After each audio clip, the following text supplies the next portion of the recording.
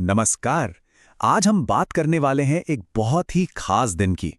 एक ऐसा दिन जिसकी कहानी सीधे भगवान विष्णु की एक अद्भुत लीला से जुड़ी है।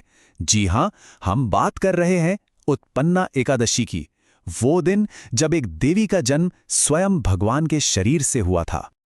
जरा सोचिए, एक ऐसी देवी जिनका जन्म किसी गर्भ से नहीं बल्कि सीधे सृष्टि के पालनहार भगवान विष्णु के शरीर से हुआ हो।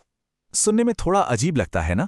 पर यही वो दिव्य रहस्य है जो उत्पन्ना एकादशी की कहानी के बिल्कुल केंद्र में है। तो चलिए इस अनोखी कथा को परत दर परत समझते हैं। तो सबसे पहले ये समझते हैं कि उत्पन्ना एकादशी आखिर है क्या। देखिए, ये हिंदू कैलेंडर के हिसाब से मार्गशीर्ष महीने में कृष्ण पक्ष की 11वीं तिथि को मनाई जाती है। मतलब जब चांद घट रहा होता है उस दौरान जो 11वां दिन आता है वो। और पता है ये दिन इतना खास क्यों है? क्योंकि माना जाता है कि सारी एकादशियों की शुरुआत वो यहीं से हुई थी। अच्छा, कहानी में आगे बढ़ने से पहले एक छोटी सी बात। ये एकादशी शब्द का मतलब क्या है? संस्कृत में इसका बड़ा सीधा सा मतलब है 11वां दिन। और जैसा कि हम जानते हैं, हर महीने में 2 एकादशी आती हैं और दोनों ही दिन भगवान विष्णु की पूजा के लिए बहुत बहुत पवित्र माने जाते हैं। चलिए अब आते हैं उस कहानी पर जिसने इस दिन को इतना खास बनाया।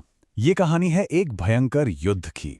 एक तरफ थे धर्म के रक्षक भगवान विष्णु और दूसरी तरफ एक बहुत ही ताकतवर असुर जिसका नाम था मुरासुर।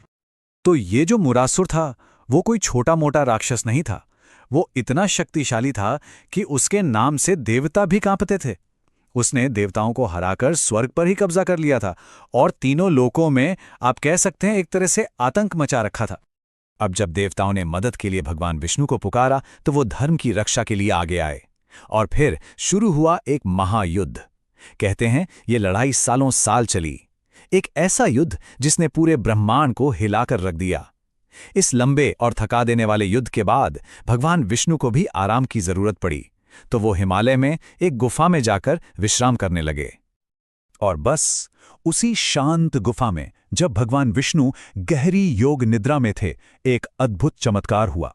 उनके शरीर के तेज से, उनकी दिव्य ऊर्जा से एक देवी प्रकट हुई और यही थी देवी एकादशी, जिनका जन्म सीधे भगवान के शरीर से हुआ था।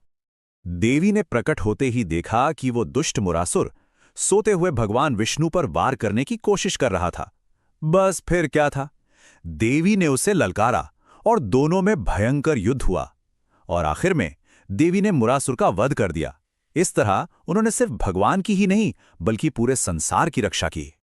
जब भगवान विष्णु की आंखें खुलीं और उन्होंने देखा कि मुरासुर मारा जा चुका है तो वो देवी पर बहुत प्रसन्न हुए और तब उन्होंने देवी को ये वरदान दिया।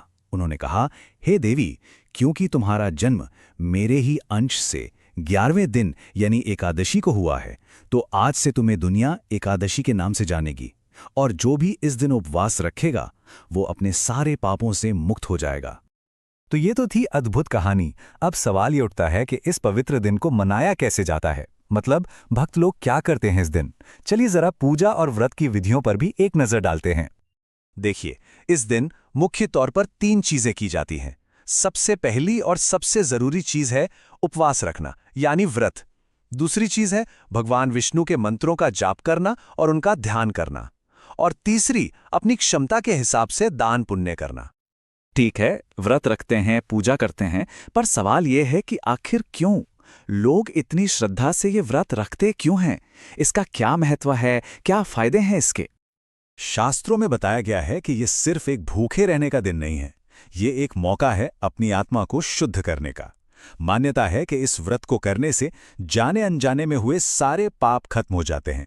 इससे मोक्ष का रास्ता खुलता है और जीवन में शांति और समृद्धि आती है। तो अगर इस जानकारी के बाद कोई इस व्रत को करने की सोच रहा है तो ये जान लेना जरूरी है कि साल 2025 में ये दिन कब पड़ रहा है। तो याद रखिएगा, साल 2025 में उत्पन्ना एकादशी का व्रत है 15 नवंबर शनिवार को, और इस व्रत को तोड़ने का जो समय है जिसे पारण कहते हैं वो होगा अगले दिन यानी 16 नवंबर रविवार को। और जाते जाते एक सवाल पर सोचते हैं, इस पूरी कहानी का सार क्या है? यही कि जब भगवान विष्णु आराम कर रहे थे तब उनके अंदर से एक नई शक्ति पैदा हुई। आज की इस भागदौड़ वाली दुनिया में जहां हम सब हमेशा बिजी रहते हैं, इस कहानी का क्या मतलब हो सकता है?